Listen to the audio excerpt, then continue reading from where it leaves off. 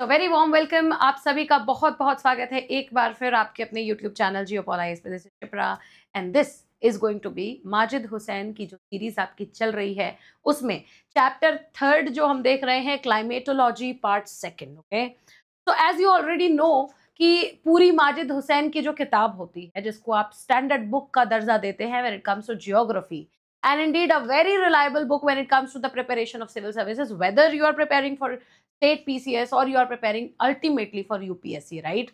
तो आप बेसिक्स जो होते हैं एनसीईआरटी से कवर करते हो। एनसीईआरटी में करा रही हूँ आपको, आप चैनल के प्लेलिस्ट में जाकर के चेक कर सकते हैं। पूरा वन शॉट आ रहा है class wise class. Now standard books की अगर बात करें, so this is Majid Hussain going on. English medium में माजिद हुसैन है। दो हमारे क्लास का जो मीडियम है वो बाइलिंगुअल ही है। हम समझने के लिए we keep on using Hindi, we keep on using English, but the notes and everything that you'll be getting over here is all fully fledgedly in English. Okay, so please do make sure of the fact कि आप जैसे यहाँ पे मैं running notes बना रही हूँ आपके साथ में, आप उन सारे रनिंग नोट्स को हू बहू आप भी मेरे साथ साथ वो नोट्स बना रहे हो, so that when it comes to revision it becomes very feasible for you कि आप रिवाइज फटाफट से कर पाओ। what maximum you can do is कि पूरा फुली फ्लेजेड नोट्स बनाने के बाद आप रिवीजन के टाइम उसके शॉर्ट नोट्स भी बना सकते हैं। ठीक है, this is going to be very helpful indeed. तो ये आपको चिंता करने की कोई जरूरत नहीं है कि ये आपके नोट्स नहीं है। हम जो भी डिस्कस करते हैं वो हम अपने नोट्स में यहाँ पे बनाते हैं। पार्ट 1 में आपने देखा है that we had spoken about homogeneous atmosphere. ठीक है, तो while I was talking about atmosphere in the last class, ठीक है, हम एटमॉस्फेयर के बारे में बात कर रहे थे। मैंने आपको बताया था इसको दो पार्ट में बांट दिया जाता है। ठीक है, एक होमोजेनस हो जाता है और एक हो जाता है क्या, heterogeneous, right? Homogeneous and heterogeneous.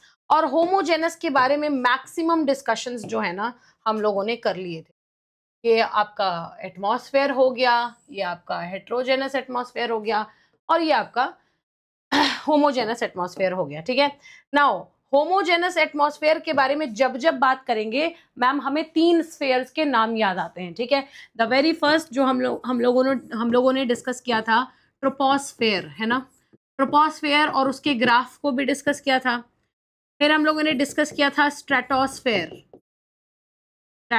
और उसके ग्राफ को भी डिस्कस किया था, है ना? फिर हम लोगों ने डिस्कस किया था mesosphere.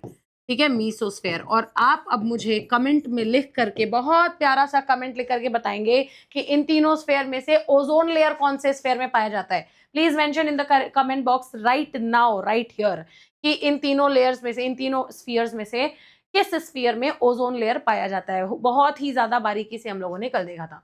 Now you will see कि 2 आपके स्फीयर्स बाकी रह जाते हैं। एक है आपका थर्मोस्फेयर, ठीक है, और एक है आपका exosphere. Thermosphere and exosphere. Okay, now you will see कि ये दोनों स्फेयर्स हम लोगों को डिटेल में तो पढ़ने ही हैं, लेकिन now the point of discussion is taking a turn. The idea is कि ये होमोजेनस है मैम और ये हेट्रोजेनस है, दोनों में डिफरेंस क्या है? तो मैंने आपको कल इनिशियली बताया था कि इसके नाम में आपको दिखाई दे रहा है होमो। होमो मतलब होता है सिमिलर या फिर यूनिफॉर्म, यानी कि गैसेस आपस में ऐसे ब्लेंड होते हैं ना कि एक सिंगल गैस की तरह, एक सिंगल एटमॉस्फेरिक गैस की तरह काम कर रहे होते हैं। यानी कि इतना टर्बुलेंस रहता है इस पूरे माहौल में, इतने सारे टर्बुलेंट एक्टिविटीज होते हैं, टर्बुलेंस होता है कि पूरे गैसेस जो हैं यूनिफॉर्मली आपस में मिक्स्ड अप हो जाते हैं। They act like a single gas. But heterogeneous में ऐसा कुछ नहीं है। Hetero means layered, means differential, differenced. ठीक है, तो यहाँ पे क्या होता है ना, हेट्रो में देखो, आप लोगों ने बचपन में क्लास 8th 9th में केमिस्ट्री भी पढ़ा होगा, सॉल्यूशन पढ़ते हैं ना। सॉल्यूशन में आप देखोगे होमोजेनस सॉल्यूशन और हेटेरोजेनस सॉल्यूशन अलग अलग होते हैं। जैसे मिल्क और वाटर का सॉल्यूशन जो होता है वो आपका होमोजेनस हो जाता है, देखोगे तो एकदम पता ही नहीं चलेगा कि कुछ 2 अलग अलग कंपोनेंट्स हैं उसमें। लेकिन वही आप अगर बालू और पानी का कॉम्बिनेशन देख लो, या फिर आप तेल और पानी का एक सॉल्यूशन देख लो, वो हेटेरोजेनस हो जाता है, क्योंकि एक चीज अलग लेयर में दिखाई देती है, दूसरी चीज आपकी अलग लेयर में दिखाई देती है, right? So here we are trying to understand कि ये हेटेरोस्फेयर जो है, राइट, हेटेरोस्फेयर जिसमें आप कहते हैं गैसेस के बारे में बात करते हैं, gases in this part is not evenly mixed. इसको पहले हम डिटेल में पढ़ेंगे, ठीक है। जैसे होमोजेनस पढ़ा था हमने, वैसे ही हम हेटेरोजेनस पढ़ेंगे। उसके बाद एक कंपैरिजन देखेंगे between homogeneous and heterogeneous, fine. और उसके बाद एक एक करके थर्मोस्फेयर और एक्सोस्फेयर को डिटेल में पढ़ेंगे, सो दैट ये पूरे के पूरे जो हमारे एटमॉस्फेयर का जो लेक्चर है ना, ये पार्ट फर्स्ट से हमने स्टार्ट किया था। We started speaking about atmosphere and then we spoke about the structure of atmosphere. Now we are speaking about the classification of atmosphere, और इसका एक हूबहू एक पूरा सिंगल चार्ट ऑफ क्लासिफिकेशन लेकर के चलेंगे। अभी तक आपने ये देखा है कि टेम्परेचर के एस्पेक्ट में जरा बात करते हैं। टेम्परेचर के एस्पेक्ट में बात करेंगे तो आप देखोगे ट्रोपोस्फेयर में टेम्परेचर जो होता है वो डिक्रीज करता है, राइट। ये -57 डिग्री सेल्सियस तक चला जाता है, starting from 15 degree average temperature, जो भी 15-20 डिग्री, ठीक है। स्ट्रेटोस्फेयर में आप देखेंगे टेम्परेचर इंक्रीज करता है, why? Because of the presence of ozone layer, ठीक है। रेडिएशन ट्रैप हो रहा है, और ये जो है आपका लगभग 0 डिग्री सेल्सियस तक जाकर के गिरता है स्ट्रेटोपॉज पे। और मीसोस्फेयर में आप देखते हैं अगेन टेम्परेचर इतना ज्यादा डिक्रीज करता है that it can go to -90 degree Celsius, right. तो ये टेम्परेचर का डिफरेंस याद रखना, हम मिल करके लास्ट में एक कॉमन ग्राफ बनाएंगे, ठीक है। फिर हमारा आता है थर्मोस्फेयर और एक्सोस्फेयर। आई होप कि इस पूरे क्लास के एंड होने के by the time this class ends I will open this whole slide once again, और हम इसको भी ऐसे इसके टेम्परेचर वेरिएशंस को भर देंगे, ठीक है। स्टार्ट करते हैं और हेडिंग बनाएंगे हेट्रोस्फेयर, ओके। हेडिंग बनाएंगे हेट्रोस्फेयर।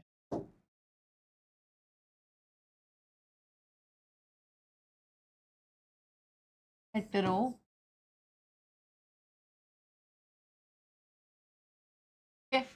हेटेरोस्फेयर, चलते हैं भाई, देखते हैं क्या है मैम हेटेरोस्फेयर। तो सबसे पहले आप देखिए गैसेस के बारे में पहले ही बात करके निकल जाएंगे, ताकि गैसेस का कोई भी यहाँ पे आपका फटीग नहीं रह जाएगा। गैसेस के बारे में ही पूरा discuss, this is the chemical composition, right. This is based on the chemical composition, that is why I am saying कि you know the part of atmosphere, atmosphere का वो पार्ट या पोर्शन, द पार्ट और portion of atmosphere, वो वायुमंडल का वो हिस्सा जो आप देखते हैं, जो इसको अपर पार्ट भी कहा जाता है, हालांकि will come to that portion. The part और portion of atmosphere in which the gases are not evenly mixed, ठीक है। मतलब पूरी की पूरी तरीके से ये गैसेस जो होती हैं वो मिक्स्ड नहीं होती हैं, fine. The gases are not at all evenly mixed. आपको मैं बता दूं कि आप जब एक्सटेंड करते हैं, तो मैंने आपको बताया था मीसोपॉज लगभग आपके 80 किलोमीटर्स पे खत्म हो रहा है, ठीक है। तो इट स्टार्ट्स, ठीक है, it starts extending at an altitude या हाइट ऑफ 80 किलोमीटर्स, 80 किलोमीटर से स्टार्ट हो जाता है। 80 kilometres from the earth surface, okay. कहाँ जाके मेजर करोगे? 80 kilometre from the earth surface. ये सब कुछ क्लियर हो जाएगा जब हम लोग एक इसका पिक्चर बनाएंगे, ठीक है। तो it starts extending at an altitude of 80 kilometres from the earth surface, और कहाँ तक जाता है पता है? ये आउटवर्ड एक्सटेंड करता है to some 10,000 kilometers and extends not up to, outwards, okay, बाहर की तरफ, outwards up to some, not exact but some, इससे ज्यादा भी हो सकता है, 10,000 kilometers, 10,000 meters नहीं है भैया, देख लेना, 10,000 kilometers। इसका मतलब कि आप इसको अगर ब्रैकेट में आउटर स्पेस भी लिख दोगे ना, तो मैं कहूंगी ठीक है। अभी जब हम पढ़ेंगे ना, तो आपको पता चलेगा कि जब आप मीसोस्फेयर के ऊपर थर्मोस्फेयर आता है, और थर्मोस्फेयर के बाद आप एक्सोस्फेयर में जाओगे, तो आप देखोगे कि वहां पे the capacity, the kinetic energy increases. खैर, मैं आपको एक बहुत बढ़िया बात बताती हूँ, आप सुन करके शायद आपको, आप में से बहुत लोगों को पता होगा, शायद आप लोगों में से बहुत लोगों को पता नहीं होगा। अगर मैं आपसे कहूं कि टेम्परेचर जहां पे मैं खड़ी हूं, ठीक है, जहां पे ये मैं खड़ी हूं और यहां आप खड़े हैं, मैं अगर आपसे कहूं कि the temperature is 24 degree Celsius और आपके पास मैं बोलूं टेम्परेचर इज 44 डिग्री सेल्सियस, तो दोनों में से गर्मी कहाँ ज्यादा है? आपको गर्मी ज्यादा लग रही है या मुझे गर्मी ज्यादा लग रही है? आपको गर्मी ज्यादा लग रही है, ऑफ कोर्स। तो मैंने आपको इनिशियली बताया क्या था, प्लीज मेरे बात को सुनना, अभी नोट्स मत बनाना इस पे मैं आपको बहुत बढ़िया लैंग्वेज में नोट्स लिखाऊंगी, लेकिन ये कंसेप्ट आना चाहिए दिमाग में, राइट? मैंने आपको क्या बताया था? टेम्परेचर, और आपने टेम्परेचर से अंदाजा लगा लिया कि कहाँ गर्मी ज्यादा होगी, यानी कि आपने मुझे जवाब में हीट बताया। तो मैम टेम्परेचर और हीट का आपस में रिलेशन है क्या? हो सकता है, लेकिन टेम्परेचर मतलब हीट है क्या? नहीं। अक्सर हम लोग टेम्परेचर का मतलब ही हीट समझ जाते हैं। मैं बोलूंगी आपको कि फलाने जगह में टेम्परेचर बहुत ज्यादा है, आप समझ जाएंगे कि वहां पे गर्मी ज्यादा है, मैम ये बोलना चाह रही हूँ मैं। घूमने जाते हैं हम, बातें करते हैं, साउथ में जाओगे आप, साउथ में किसी से पूछोगे कि व्हाट आई वाज सेइंग, अभी मैं क्या बोल रही थी? टेम्परेचर। यस, आप साउथ में जाना चाहोगे, आप पूछोगे नॉर्थ में कि हाँ भाई आना है, कैसा टेम्परेचर है क्या नहीं है, क्या कपड़े पैक करूं? Temperature guys, temperature. You are studying geography, आप साइंस वाइंस भी सब पढ़ते हो।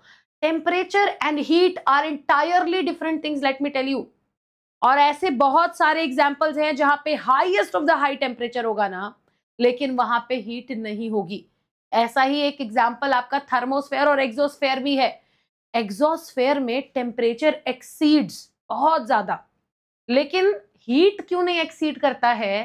क्योंकि जो इंडिविजुअल मॉलिक्यूल्स है ना, कैरिंग, जो कि जिनका काइनेटिक एनर्जी हाई है और जिनके टेम्परेचर हाई है, जिसकी वजह से उनका वाइब्रेशन हाई है, वो मॉलिक्यूल्स इतनी कम मात्रा में और इतने स्पेशियस मात्रा में अवेलेबल है that so less heat is generated.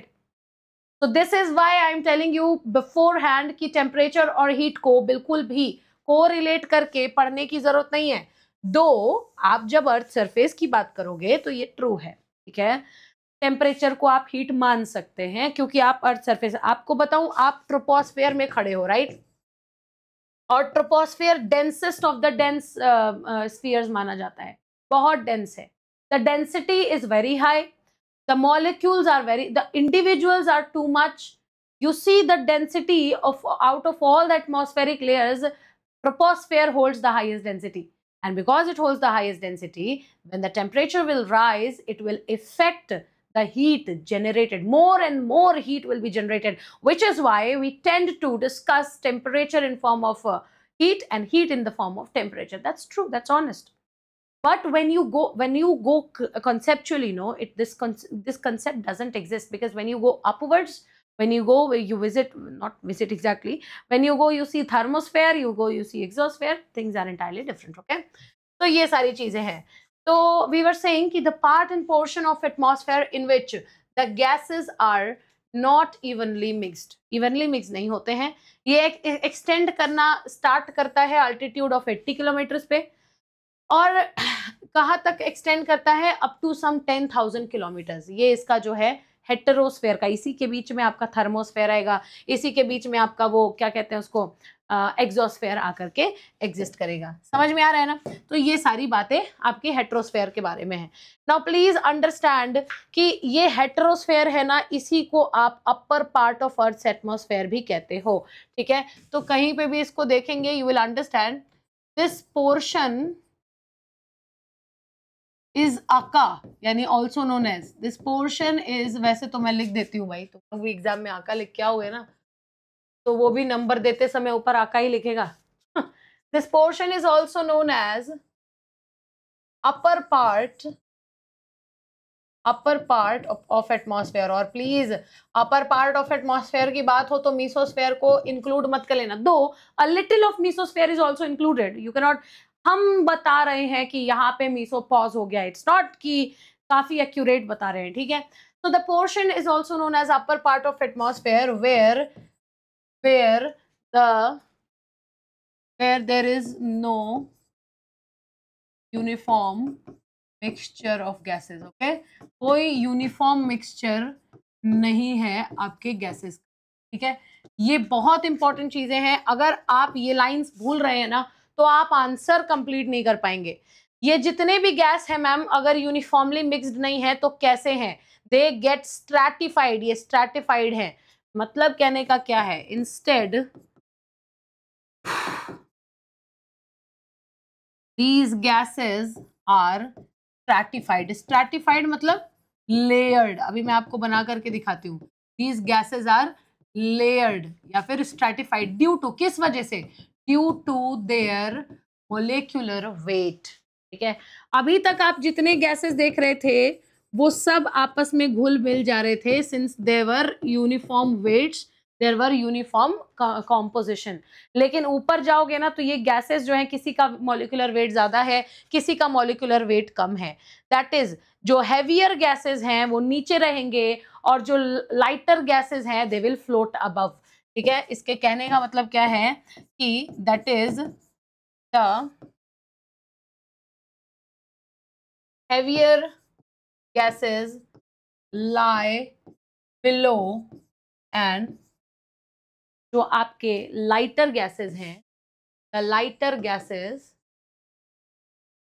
gases they float above, वो ऊपर रहेंगे। होता कैसे है? ये है, ये एक सेक्शन मान के चलो, ठीक है, ये है। अब इसमें ध्यान से देखो, it is as simple as it looks like.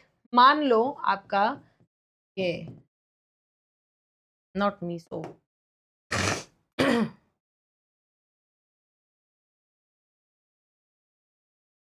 Thermosphere है, मान लो ये आपका एग्जोस्फेयर है। अब देखो, ऐसे इसका कॉम्पोजिशन दिखेगा आपको। अगर आपको उसका कॉम्पोजिशन देखना है तो you will see it like this.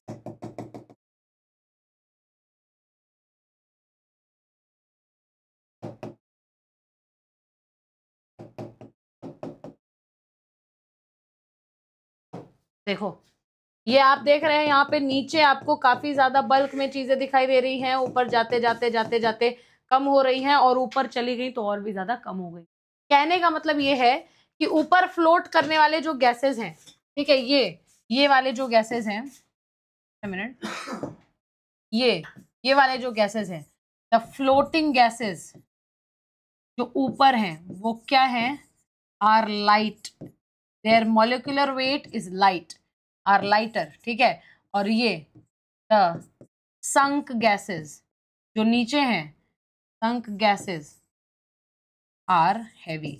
यही मैं आपको समझाने की कोशिश कर रही हूँ। तो ये स्ट्रैटिफाइड नहीं लग रहा है, लेयर्ड नहीं लग रहा है, एक लेयर जैसा बन रहा है ना, जो जो एक तरीके के हैवी गैसेस हैं एक साथ हैं, लाइटर गैसेस है दूसरी तरफ वो एक साथ हैं। तो यही स्ट्रैटिफिकेशन की बात हम लोग बेसिकली करते हैं। ठीक है, the lighter gases they float above, the heavier gases they what they do, they stay below. Okay, अब जो ये आप आउटर मोस्ट पोर्शन देखेंगे ना, इसमें it contains individual atoms of light gases, outermost portion individual gases of lighter atoms। ठीक है, individual atoms of lighter gases। Okay, और वही जब आप देखेंगे, जैसे फॉर एग्जांपल मान लीजिए हाइड्रोजन और हीलियम की अगर बात कर लेते हैं, इस पूरे के पूरे सिस्टम में आपको दिखेगा ना, सबसे ऊपर यहाँ आपको H और HE तैरते हुए नजर आएंगे एग्जॉस्फेयर में, हाइड्रोजन और helium.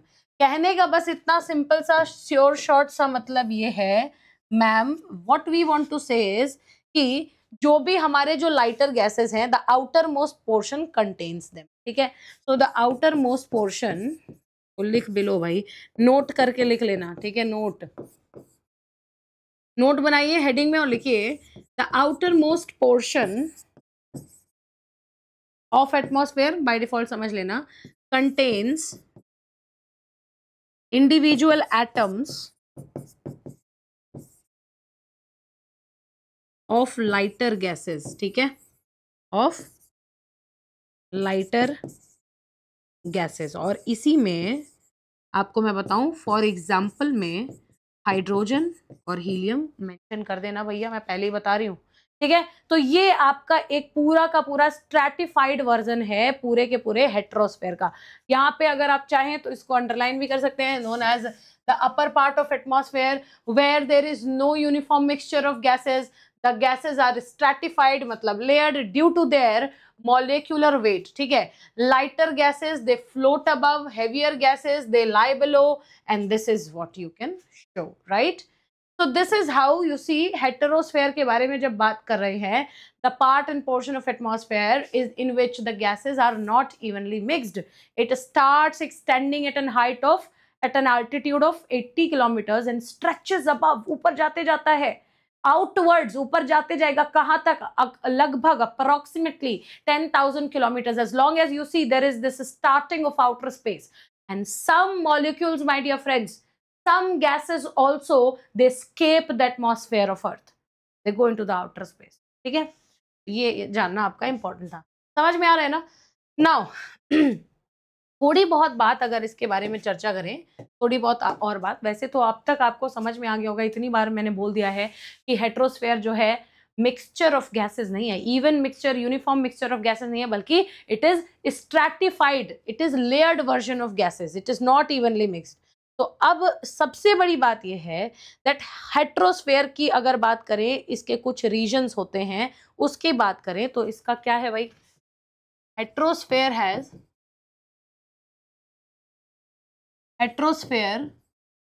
contains a special portion, ठीक है,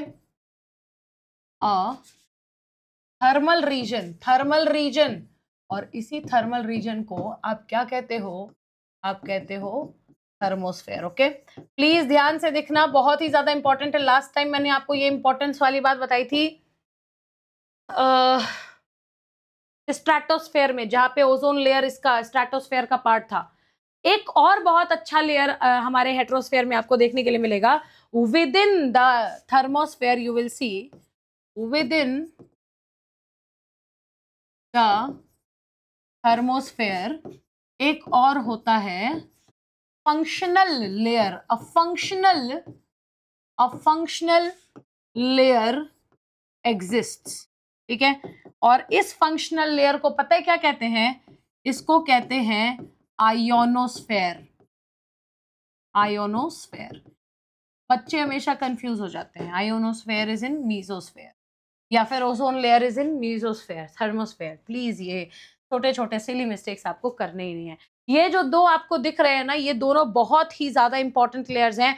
आई mean to say you will yourself realise the fact that how important it is to mention ionosphere whenever you are speaking of thermosphere. okay, इसमें अगर आपकी कुछ underline करने वाली चीजें हैं तो वो क्या हो सकती हैं, it contains a special portion, a thermal region, thermosphere, within it a functional layer. बहुत जरूरी है फंक्शनल लेयर, मैं इसको कह रही हूँ एक रीजन के लिए कह रही हूँ. अभी जब हम लोग डिटेल में पढ़ेंगे ना थर्मोस्फेयर को, तो आपको एहसास होगा कि why am I calling them why am I calling ionosphere a functional region या फिर a functional layer. ठीक है, नाउ अब इसका जरा कॉन्ट्रास्ट डिस्कस करने का समय आ गया है. ठीक है मैम, इतना कुछ आपने बता दिया और कल भी आपने इतना कुछ बताया था, तो जरा डिस्कस कर ही लेते हैं कि कॉन्ट्रास्ट क्या है. What is the contrast with homogeneous, ऐसे कॉन्ट्रास्ट या फिर कंपैरिजन विथ होमोजेनस. ठीक है, क्या है भाई होमोजेनस से इसका कंपैरिजन, ये देख लेते हैं. तो यहाँ पे मैं फीचर्स मेंशन, ठीक है, let me please allow me to mention features over here. एक एक करके फीचर, वैसे तो ऐसे लिख, यहाँ पे हम मेंशन करेंगे फीचर्स को, will mention features over here. ठीक है, यहाँ पे हम मेंशन करेंगे होमोजेनस के उस कैटेगरी में कैसे फीचर्स हैं, और यहाँ पे हम मेंशन करेंगे हेटेरोजेनस का उस कैटेगरी में. ये आपको ओवरऑल काफी ज्यादा हेल्प देने वाला है. ठीक है, तो फीचर की बात करें क्या, फीचर में सबसे पहला फीचर जो है हम गैसेस से शुरुआत करते हैं. ठीक है, तो आप देखें सबसे पहले तो लोकेशन की बात कर लेते हैं. What is the location. ठीक है, अब लोकेशन की बात करें तो आप देखेंगे फ्रॉम द अर्थ सरफेस, यानी कि फ्रॉम, ऐसे मतलब from 0 kilometres to 80 kilometres above the earth surface, ये आपको कौन देखने के लिए मिल जाएगा? ये आपको देखने के लिए मिलेगा होमोजेनस। और वही हेट्रोजेनस की बात करें तो it will start from 80 kilometres above the earth space to outwards 10,000 kilometres approx. ठीक है, ये आपको हेटेरोजेनस की लोकेशन भी है और आपके होमोजेनस की भी लोकेशन है। बात करते हैं अगर गैसेस की। ठीक है, गैस का क्या कॉम्पोजिशन है मैम? बहुत इजी है, आपने अभी बताया है गैसेस कैसे कैसे हैं। तो गैस के कॉम्पोजिशन के बारे में जब जब आप बात करोगे, आपने होमोजेनस में देखा है यूनिफॉर्म होते हैं लेकिन उसमें स्ट्रैटिफाइड होते हैं। ठीक है, यूनिफॉर्मली मिक्स्ड, लेकिन इसमें गैसेस आर स्ट्रैटिफाइड या फिर लेयर्ड भी लिख सकते हैं। Basic point of difference, right? ये हो गया। थर्ड फीचर आप इसमें इंक्लूड कर लो, मिक्सिंग कैसे हो रही है, मिक्सिंग हो भी रही है कि नहीं हो रही है। तो भाई मिक्सिंग की जब जब बात करेंगे तो बात करेंगे होमोजेनस में मैम टर्बुलेंस होता है। ठीक है, टर्बुलेंस की वजह से एक्टिव मिक्सिंग हो जाती है, मतलब कि ऑल द गैसेस हिलते डुलते रहते हैं तो टर्बुलेंट मिक्सिंग हो जाती है। ठीक है, turbulent mixing keeps it uniform. वहीं अगर आप बात करेंगे इसकी, ठीक है, हेटेरोजेनस की, तो a very little mixing is seen, a very very little mixing. और दूसरी इंपॉर्टेंट पॉइंट ये है कि मॉलिक्यूलर डिफ्यूजन भी हो रहा है। ठीक है, molecular diffusion, very little mixing along with molecular diffusion. And in such cases mixing के भी वे में आप देखोगे heterogeneous is far very very different from होमोस्फेयर। Okay, examples of gases की बात कर ले क्या? एग्जाम्पल ऑफ गैसेस आपके हो जाएंगे, एग्जाम्पल ऑफ गैसेस, इसमें नाइट्रोजन, ऑक्सीजन, आर्गन। ठीक है, यहाँ पे आपको ऑक्सीजन मिल जाएगा ओ के फॉर्म में, आपको मिल जाएगा हाइड्रोजन। ठीक है, हाइड्रोजन मिल जाएगा आपको, हीलियम मिल जाएगा। So all of these gases will continue to float in all of these spheres. ठीक है, ऑक्सीजन, हीलियम और आपका हाइड्रोजन जो है वो यहाँ पे आपको दिख जाएगा। तो ये जितना भी आपने कॉन्ट्रास्ट, ये कंपैरिजन किया है, I hope it helps to understand why atmospheric layers का दो अलग अलग हम लोग स्ट्रैटिफिकेशन, दो अलग अलग क्लासिफिकेशन हम लोग कर रहे हैं। ठीक है, so in the very initial time we have discussed, ये जो हमने डिस्कस किया था, एटमॉस्फेयर दो टाइप्स हैं, homogeneous atmosphere and then heterogeneous atmosphere. Heterogeneous क्या होता है, इसके कुछ डिटेल्स हमने यहाँ पे देखे हैं। देन आपने देखा कि इसमें एक स्पेशल थर्मल रीजन भी है जिसको आप थर्मोस्फेयर बोलोगे, और उस थर्मोस्फेयर में आपको देखने के लिए मिलेगा एक फंक्शनल लेयर है जिसको आयोनोस्फेयर कहते हैं। अच्छा, इसमें स्पेशली अगर होमोजेनस में बात करें तो प्लीज नोट करके एक पॉइंट लिख लीजिएगा, नोट करके होमोजेनस में एक बात लिख लीजिएगा, ओजोन लेयर कहाँ पे है? आपके स्पेशल फीचर बता रही हूँ, ये आपके स्ट्रेटोस्फेयर में। ठीक है, और यहाँ पे नोट करके एक बात लिख लीजिएगा कि आयोनोस्फेयर किस लेयर में है, आयोनोस्फेयर किस स्फेयर में है? ये आपके थर्मो में है। तो ये दोनों जो है इसकी इंपॉर्टेंट पॉइंट्स हो जाती हैं whenever you are studying about the difference between these active two.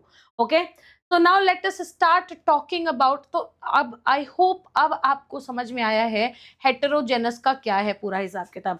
मतलब कि अगर मैं हेटेरोजेनस का लोकेशन बताऊं, इफ इन ब्रीफ अगर इसका लोकेशन समराइज किया जाए तो आप कह सकते हैं 80 किलोमीटर्स टू 10,000 किलोमीटर। ठीक है, अगर हेटेरोजेनस का ही है द सेम वर्जन मैं बोलूं आपसे कि क्या क्या पार्ट्स होते हैं हेटेरो उसके, जस्ट हेटेरोजेनस के क्या क्या पार्ट्स होते हैं, ठीक है, पार्ट्स, ठीक है, तो ये पार्ट्स ऑफ मीसोस्फेयर होता है जो कि आपने पढ़ लिया है, नॉट नेसेसरीली लेकिन मेंशन कर देना चाहिए, ठीक है। उसके बाद आपका थर्मोस्फेयर होता है, थर्मोस्फेयर, और उसके बाद होती है एग्जोस्फेयर, ठीक है।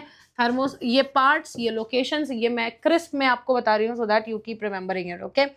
आप देख लीजिए, it is extending up to 10,000 kilometre, यानी आउटर एटमॉस्फेरिक बाउंड्री क्या है इसकी, आउटर बाउंड्री ऑफ एटमॉस्फेयर या फिर आउटर एटमॉस्फेरिक बाउंड्री क्या है, अप टू 10,000 किलोमीटर, ठीक है। सो ये कुछ ऐसे स्टेटमेंट्स भी हैं जो कि आप यूज कर सकते हो। नाउ हमें ये जानना हमारा बहुत ज्यादा इंपॉर्टेंट है that why the gases are stratified. जो गैसेस लेयर्ड हैं वो क्यों लेयर्ड है भाई, why gases are stratified, why are they stratified. जरा देखते हैं इसके, इनके जो गैसेस हैं वो इतने ज्यादा स्ट्रैटिफाइड क्यों हुआ करते हैं, what are the possible reasons behind it, okay?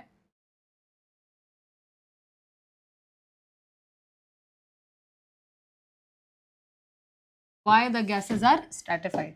Now why the gases are stratified के पीछे जो भी मोटिव आप देखेंगे ना, जो भी आप इसके पीछे एक्सप्लेनेशन देखेंगे, सबसे पहले आप ये देखेंगे कि इतने हाइट पे हवा जो होती है इतनी पतली होती है, ठीक है। Gases they are very thin, air is very thin, which is why आप देखेंगे कि गैसेस स्ट्रेटिफाइड होती हैं, बिकॉज एट दिस हाइट, इस हाइट पे, ठीक है, the air is very very thin, ठीक है, एयर बहुत थिन होती है, तो उसमें जो है दैट इज द रीजन ये स्ट्रैटिफिकेशन आपको इतना स्ट्रिक्ट जो है नजर आता है। नेक्स्ट मोस्ट इज कि आप देखेंगे जो गैसेस होती हैं they are separated by their molecular weight, gases are separated by their, तो ये तो सबसे बड़ा कारण है, सबसे मुख्य कारण है, molecular weight, okay. Gases are separated by their molecular weight. और last but not the least आप देखेंगे मॉलिक्यूलर डिफ्यूजन हो रहा है तो टर्बुलेंट एक्टिविटीज को डिसबैलेंस कर देता है, ठीक है। Since molecular diffusion takes place,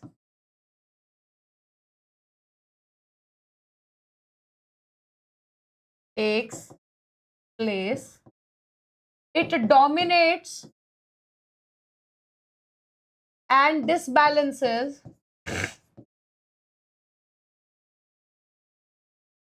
आपका वो जो चल रहा है टर्बुलेंट एक्टिविटी, ठीक है, या टर्बुलेंस लिख लो बस, ठीक है, टर्बुलेंस। अंडरलाइन करें क्या, अंडरलाइन करें क्या क्या इंपॉर्टेंट है यहाँ पे, आपका मॉलिक्यूलर डिफ्यूजन टेक प्लेस कर रहा है जो डोमिनेट करता है, डिसबैलेंस कर देता है, आपके गैसेस जो है उनके मॉलिक्यूलर वेट के द्वारा सेपरेट किए जाते हैं। आप इस हाइट पे देखते हैं that the air is very thin, इस अल्टीट्यूड पे air is very thin. So these three are some basic points जो आप देखेंगे, these are forming the basic ideas behind the contrast of heterosphere. और हेट्रोस्फेयर का जो भी कॉन्ट्रास्ट आपको यहाँ पे नजर आएगा ना, यू विल सी कि गैसेस का उसमें सबसे बड़ा रोल है, गैसेस का, it is the gases which is you know defining कि होमोस्फेयर और हेट्रोस्फेयर दोनों अलग अलग कैसे हैं। मतलब अगर मैं आपको एक आंकलन दूं इसका, ठीक है, लेयर बाय गैस, मतलब अगर गैस का लेयर बताऊं वर्सेस डोमिनेंस बताऊं, तो आप इसको ऐसे लिख सकते हो, प्लीज ऐसे करना, क्या, तो स्टार्टिंग फ्रॉम 80 किलोमीटर, सपोजिडली यहाँ पे 80 किलोमीटर है आपका, ठीक है, फिर आ जाओ आप इस पे, ठीक है, फिर 80 किलोमीटर से आप लगभग यहाँ से यहाँ तक बना रहे हो, फिर ये 200, ये आपका लगभग 700, ये आपका लगभग जो है, फाइन, लेट अस से कि we have started from 80 kilometres. इसके नीचे क्या है, इसके नीचे बाकी के लेयर्स हैं जो मैंने आपको ऑलरेडी बता दिए हैं। ये जो 80 किलोमीटर्स आप देख रहे हैं यहाँ पे, और 80 के बाद आप 200 किलोमीटर्स यहाँ पे मार्क करते हो, 200 किलोमीटर। आप यहाँ 1100 किलोमीटर्स लगभग मार्क कर दीजिए, और आप यहाँ 10,000 किलोमीटर्स लगभग मार्क कर दीजिए, ठीक है। यहाँ पे प्लीज मेंशन कर लीजिए फ्रॉम, या फिर ऐसे different distance from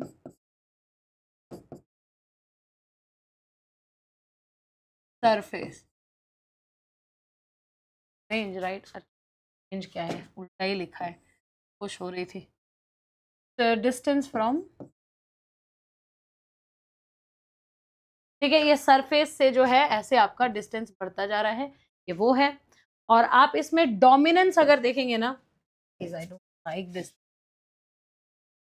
sorry guys, ये देखो फिर से इसको लिख देते हैं, distance from surface, let it go like this, okay. ये आपका डिस्टेंस फ्रॉम सरफेस है। अच्छा, अब आप जो डिस्टेंस देख रहे हैं इसमें डोमिनेंसी अगर मैं आपको बताऊं, सबसे ज्यादा dominancy heavy, it is layer by gas versus their dominance. आप देखेंगे 80 टू 200 किलोमीटर में आपको मैक्सिमम दिखाई देता है ऑक्सीजन डोमिनेंस, ठीक है, ऑक्सीजन डोमिनेंस दिखाई देता है। 200 टू 1100 में आपको मैक्सिमम हीलियम डोमिनेंस दिखाई देता है।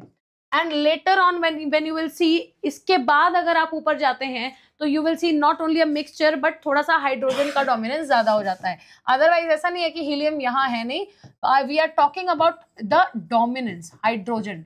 तो ये जो आपका पूरा का पूरा चार्ट है, it is layer formed by gases versus their dominance.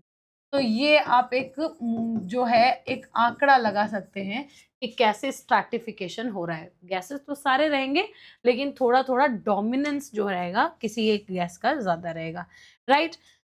अब इसी क्रम में अगर मैं आपको हेट्रोस्फेयर के सिग्निफिकेंस बताऊं, still we are studying about heterosphere only, ठीक है। तो इस बात से स्टिक रखिएगा क्योंकि अभी हम लोगों को थर्मोस्फेयर अलग से पढ़ना है, ठीक है। सिग्निफिकेंस ऑफ हेट्रोस्फेयर, क्या सिग्निफिकेंस है, इसको क्लासिफाई करने पे हमें क्या मिला मैम, ठीक है। Significance of हेट्रोस्फेयर,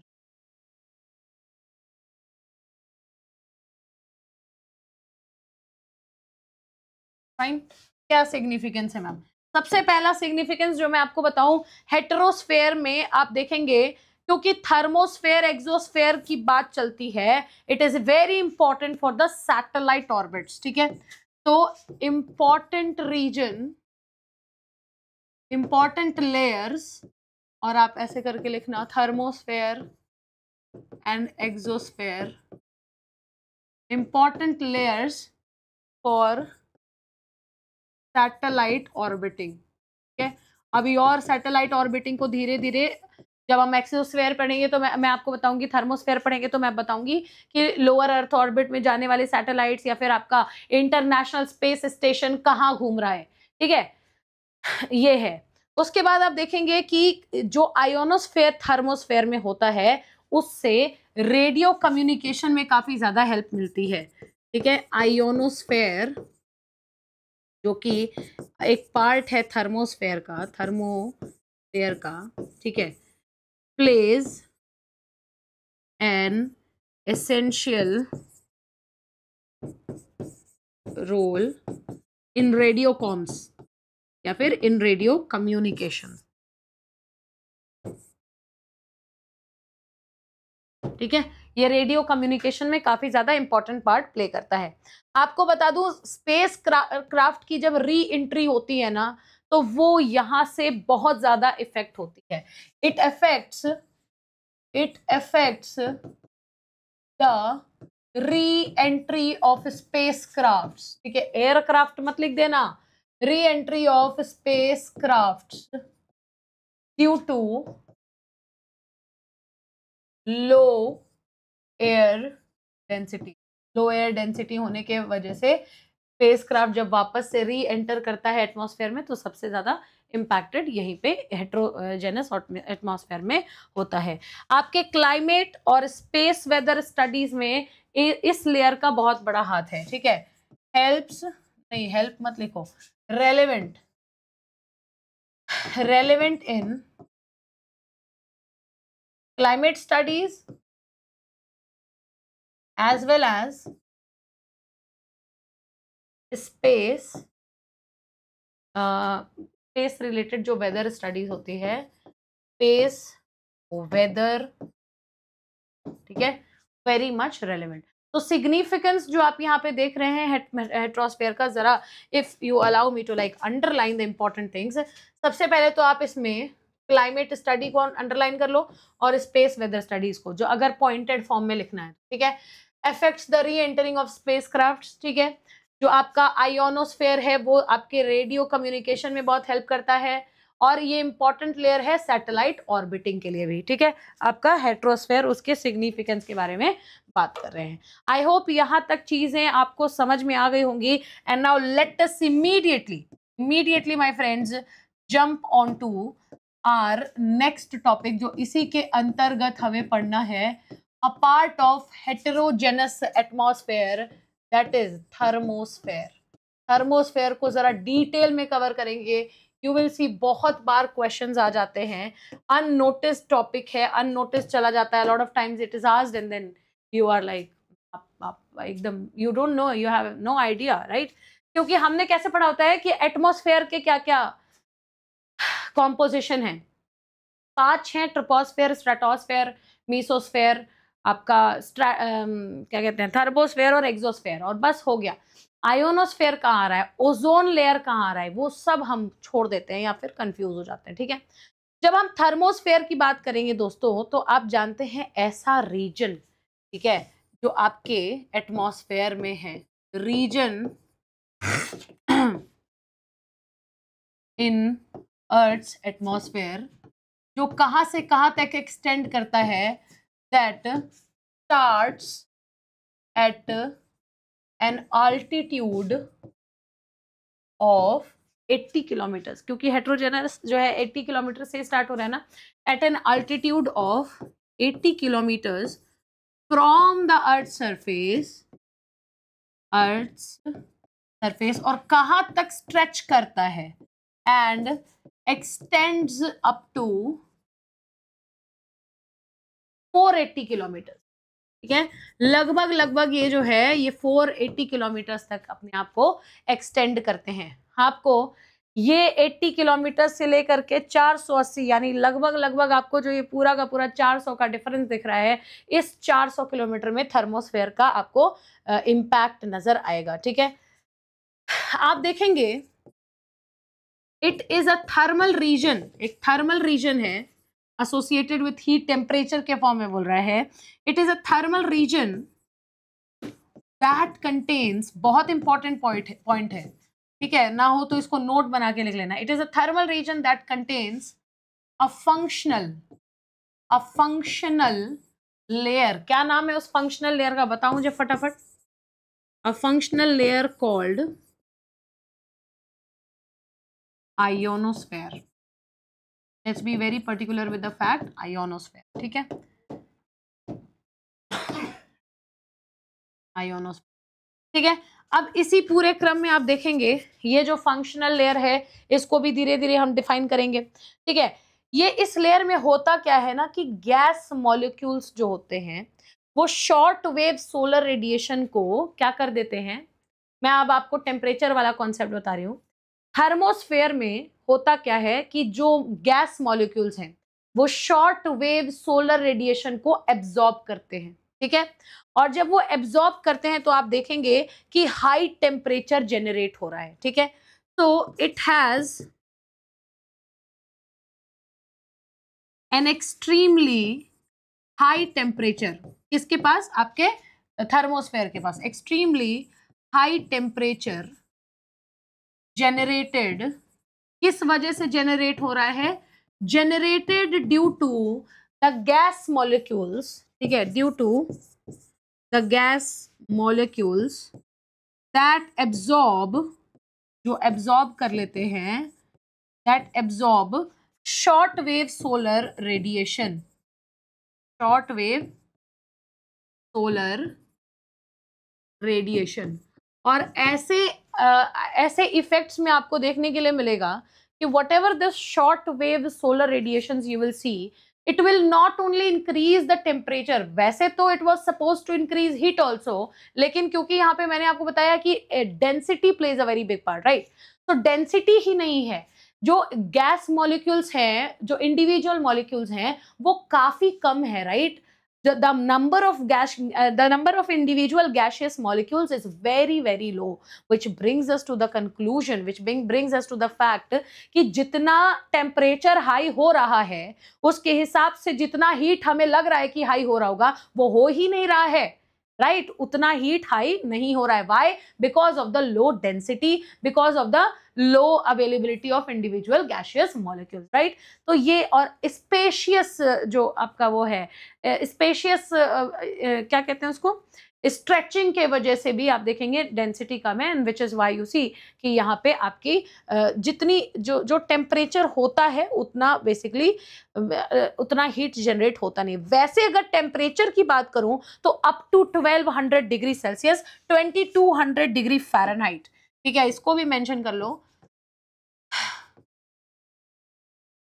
temperature in thermosphere this way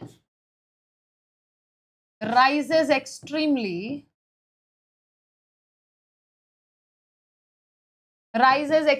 up to, कहां तक बेसिकली ये टेम्परेचर राइज हो रहा है? Temperature in thermosphere this way rises extremely up to 1200 degree Celsius, meanwhile 2200 degree Fahrenheit. Okay, and this way I will tell you my dear friends कि जो भी thermosphere जो है ना, it is not that hot जितना हमें लग रहा है, since the temperature and heat are entirely different things, ठीक है? सो आप इसको भी लिख लीजिएगा, anyway the thermosphere is not as hot as imagined via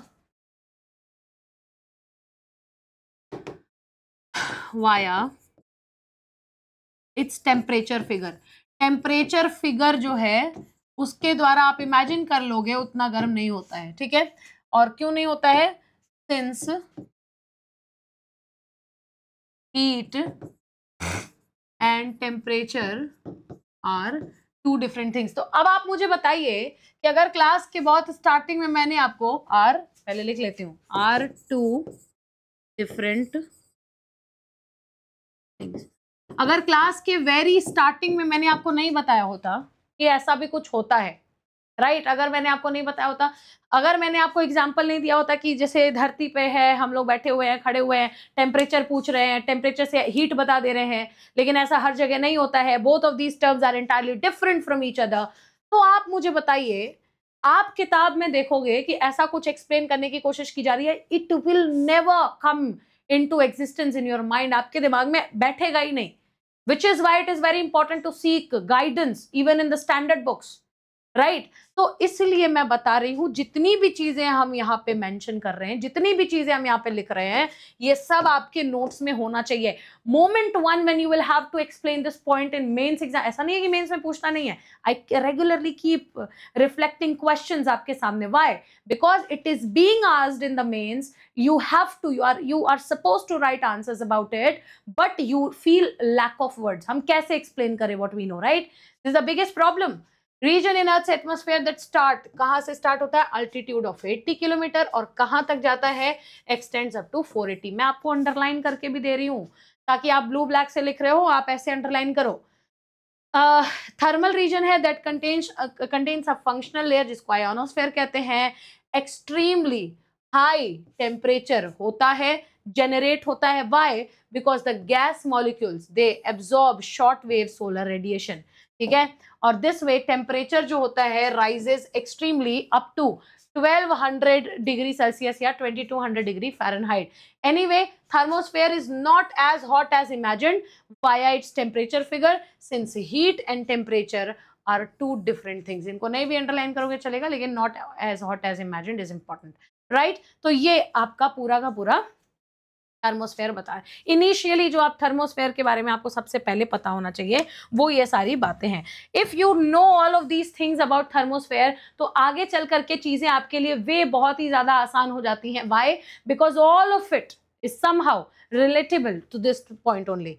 अब रीजन मैं आपको बताऊं, वैसे तो अगर रीजन मैंने आपको बता ही दिया है, लेकिन अगर इंटेंस सोलर रेडिएशन की बात करें कि भाई इस पोर्शन ऑफ एटमॉस्फेयर में क्या होता है, काफी सोलर रेडिएशन आ रहा है, इंडिविजुअल मॉलिक्यूल्स को और एटम्स को एक्साइट कर देता है। जैसे N2 है, नाइट्रोजन या ऑक्सीजन है O2, ऐसे जो आपके गैसियस मॉलिक्यूल्स है उनको एक्साइट कर देती है इंटेंस सोलर रेडिएशन। मैं रीजन बता रही हूं उसका, ठीक है। वैसे तो मैंने आपको बता दिया है, बट टेक्निकली यस हम लोग एक बार लिखेंगे भी। तो the intense solar radiation, this portion of atmosphere, what it does, it excites the gaseous molecules, the individual gaseous molecules, like आपका N2 हो गया, O2 हो गया, ठीक है, मेनली N2 O2 ही है, to high levels of vibration। और ये हाई लेवल ऑफ वाइब्रेशन जो है ना, यहाँ पे ज्यादा हीट जनरेट होना चाहिए था, but since the molecules density is very low, since the individual molecules density is very low, little actual heat is produced। तो यहाँ पे रीजन लिखना ना भूलें, क्योंकि आपको खुद के आंसर में इसको एक्सप्लेन भी करना है। मैं आपको वर्ड्स फ्रेम करके दे रही हूं, ठीक है। The intense solar radiation in this portion of atmosphere, ठीक है, क्या करता है, एक्साइट कर देता है। किसको? Excites the gaseous molecules. और स्पेशली हम यहाँ पे बात किसकी करने लग जाते हैं, मेनली N2 एंड O2 की बात करने लग जाते हैं, ठीक है। Mainly N2 और O2. The intense solar radiation in this portion of atmosphere excites the gaseous molecules, mainly N2 and O2. और इनको excite करने के बाद basically क्या कर रही है, they have reached to high level of vibrations, ठीक है, to high level of vibrations, okay, to high level of vibrations। लेकिन ऐसे स्टेट में जहां पे बहुत ज्यादा हीट जनरेट होना चाहिए था, सिंस आप यहां पे इसको ऐसे लिखो, since the molecule density is low, little actual heat is generated.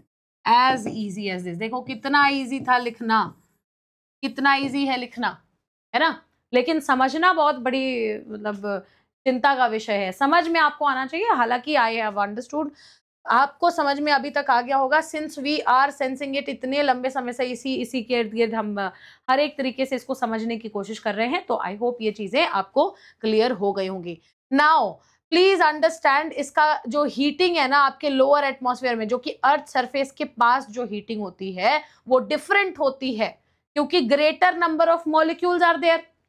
जैसे अगर मैं लोअर एटमॉस्फेयर की बात करूं, ट्रोपोस्फेयर की बात करूं, अर्थ सरफेस की बात करूं, ठीक है, the density is high and you will see कि लोअर एटमॉस्फेयर में जनरली क्या होता है कि हीटिंग जो होती है ना डिफरेंट होती है, because of the greater number of molecules and denser atmosphere. ये क्या करते हैं, ये सेंसिबल हीट को, ये आप देखेंगे, they transmit kinetic energy as a sensible heat, and that is how you relate temperature with heat and heat with temperature. So please mind me writing कि ये जो हीटिंग है ना, इसको भी लिख लो, काम ही करेगा। Heating in the lower atmosphere, lower atmosphere में जो हीटिंग होती है ना is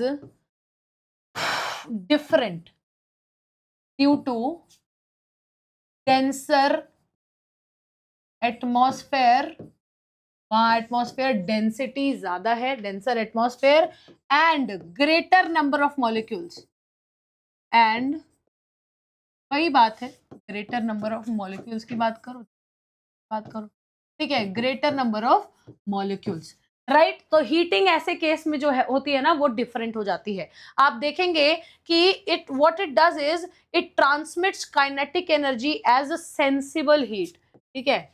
it then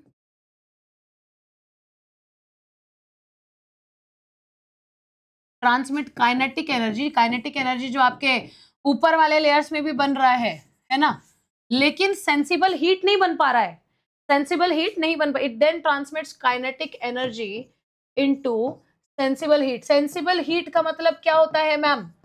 sensible heat का मतलब है heat that we can sense, heat that we can sense, ठीक है। ये ऊपर नहीं बन पा रहा है डेंसिटी की वजह से, और नीचे आ जाओगे जब आप एटमॉस्फेरिक पोर्शन के नीचे आ जाओगे, अर्थ सरफेस के हमारे इर्द गिर्द आ जाओगे, तो ये बनना स्टार्ट हो जाएगा। ऐसे में ही थर्मोस्फेयर का गैसियस कॉम्पोजिशन है क्या मैम, वो भी बता दीजिए।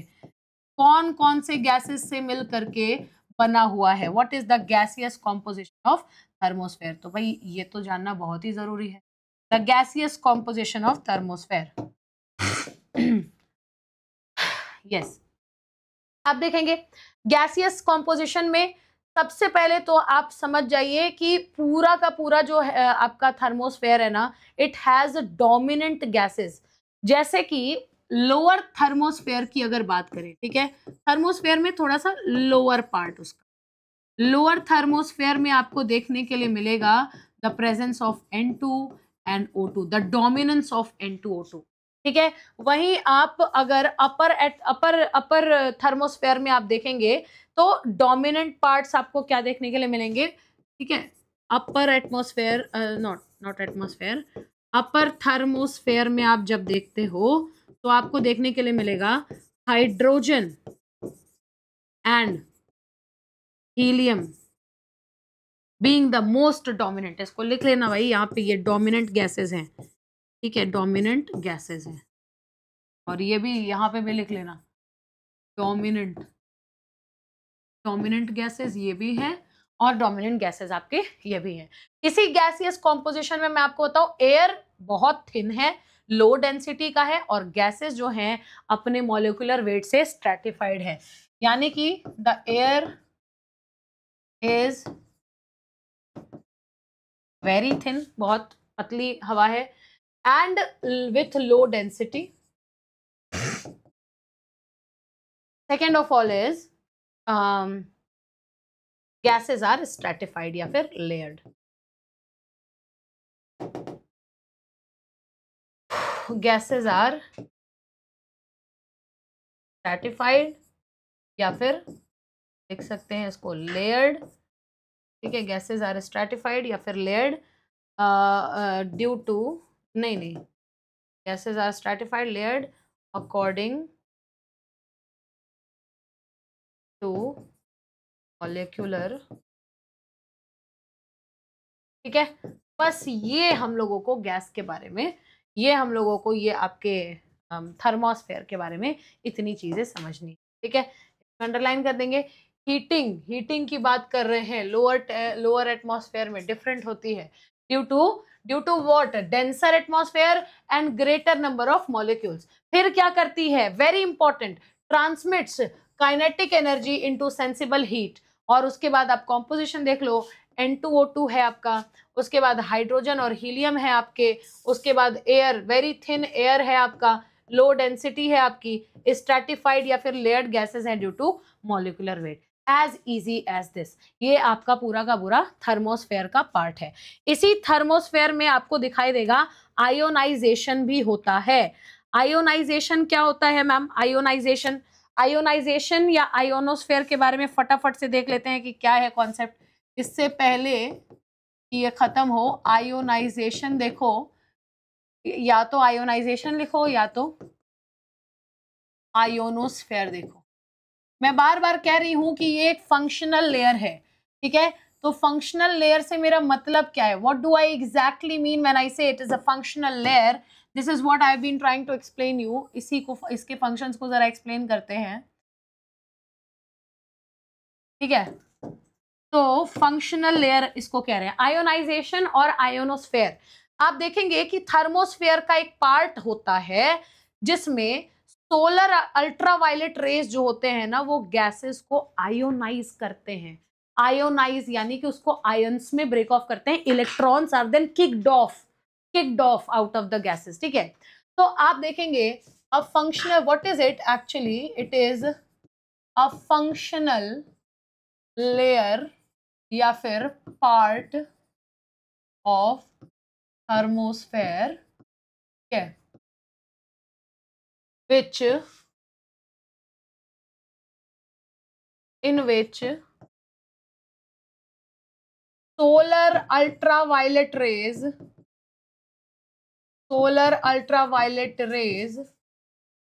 ionize the gases। सबसे पहले तो ये पार्ट गैसेस को आयोनाइज करने लगता है, डिफरेंट डिफरेंट एटम आयंस में ब्रेक करने लगता है। This way electrons get knocked off, electrons get out of the atoms, electrons are knocked off the atom, ठीक है। ये जो आपके एटम्स होते हैं उसमें से इलेक्ट्रॉन्स को ये क्या कर देता है, नॉक ऑफ कर देता है। आप इसमें देखेंगे पूरे के पूरे इंटायर पिक्चर में इट रिफ्लेक्ट्स रेडियो वेव्स, ठीक है, which is very very important for communication, ठीक है। दिस आयोनाइजेशन में देख रहे हैं आप, it reflects radio waves that helps in communication, ठीक है। कम्युनिकेशन में काफी ज्यादा हेल्प मिलती है, वेरी इंपॉर्टेंट फॉर कम्युनिकेशन। आप इसी में देखोगे, एक्स्ट्रा नोट बना करके इसको लिख लेना प्लीज, इसको नोट बना करके लिख लेना, ठीक है। यूपीएससी एक्स्ट्रा नोट बना करके लिख लेना, ठीक है। आप देखेंगे इसमें ना कि यूपीएससी एक्स्ट्रा नोट बना करके इसको ऐसे लिखना, आप इसमें देखो कि ऑरोरा फॉर्मेशन होता है, ठीक है। ऑरोरा फॉर्मेशन बहुत बार आप यूपीएससी का एक बहुत फेमस इंटरव्यू है, जीनिया अरोरा का इंटरव्यू, आप उसको देखेंगे, उसमें भी उनसे पूछा, because her title was Aurora, so they asked Aurora formation। Aurora formation क्या होता है मैम, तो जो भी चार्ज सोलर पार्टिकल्स जब अर्थ के मैग्नेटिक फील्ड को पोल्स के पास हिट कर रहे होते हैं, ठीक है, please write it like this, the charged solar particles,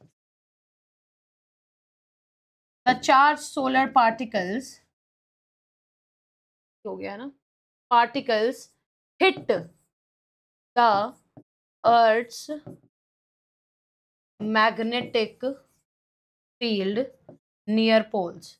ये पहले क्या करते हैं, मैग्नेटिक फील्ड नियर पोल्स। तो ऐसे में जब अर्थ के जब सोलर पार्टिकल्स जब अर्थ के मैग्नेटिक फील्ड को पोल्स के पास में हिट करते हैं, देन एंड देयर ये कोलाइड कर जाते हैं गैस पार्टिकल्स के साथ थर्मोस्फेयर में, ठीक है। They sooner collide with gas particles, ठीक है, इन थर्मोस्फेयर। और इस कोलिजन से आपको एक फ्लैश देखने के लिए मिलता है, ठीक है। ये जो पूरा कोलिजन हो रहा है ना, ये जो कोलिजन हो रहा है, यहाँ से एनर्जी रिलीज होती है और ग्लोइंग स्काईलाइट आपको देखने के लिए मिलता है। एनर्जी रिलीज्ड, ठीक है, glowing skylight called auroras are seen, ठीक है। बहुत important, Indeed very important topic जो हमारा आज के इस पूरे इंटायर पिक्चर में आपको देखने के लिए, ठीक है। तो ये जो आपकी जितनी भी चीजें चल रही हैं आयोनाइजेशन की, आयोनोस्फेयर की, आई होप आपको समझ में आएगा। जरा थोड़ा सा अंडरलाइन कर लेते हैं, क्या है भाई, एक फंक्शनल लेयर है, पार्ट ऑफ थर्मोस्फेयर है, जिसमें सोलर अल्ट्रावायलेट रेज गैस को क्या कर देते हैं, आयोनाइज कर देते हैं। Electrons are knocked off, electrons are knocked off and it reflects radio waves which is very much helpful in communication. Next most is extra note में हमने aurora formation देखा where the charged social particles they hit the earth's magnetic field near poles. What does it do? It collides और collide होने के बाद gas particles के साथ energy is released. Glowing skylight जिसको आप aurora कहते हैं they are seen. ठीक है, flash, glowing flashes या glowing skylight called auroras it is seen. I hope यहाँ तक आपको चीजें बहुत अच्छी तरीके से समझ में आई होंगी बिकॉज ये आपका पूरा बेसिस फॉर्म करता है when you are studying about entirely about thermosphere. Thermosphere के बारे में ये सारी चीजें हैं. प्लीज अंडरस्टैंड कि थर्मोस्फेयर के कुछ की कैरेक्टरिस्टिक्स हैं. जरा की फीचर्स या की कैरेक्टरिस्टिक्स देखिए. अभी तक आपने जो भी पढ़ा है उसको समराइज, उसी को समराइज करेंगे, वही आपके फीचर्स हैं. इसीलिए मैं कह रही हूँ कि ये जो है साथ में चलते चलते डिस्कस कर लेते हैं. ठीक है, यहाँ पे मैं लिखूंगी फीचर्स. ठीक है, जितने भी इंपॉर्टेंट फीचर्स आपके होंगे जिसके बारे में हमें चर्चा करनी है. ठीक है, और यहाँ पे हम उसका जो भी है एक्सप्लेनेशन.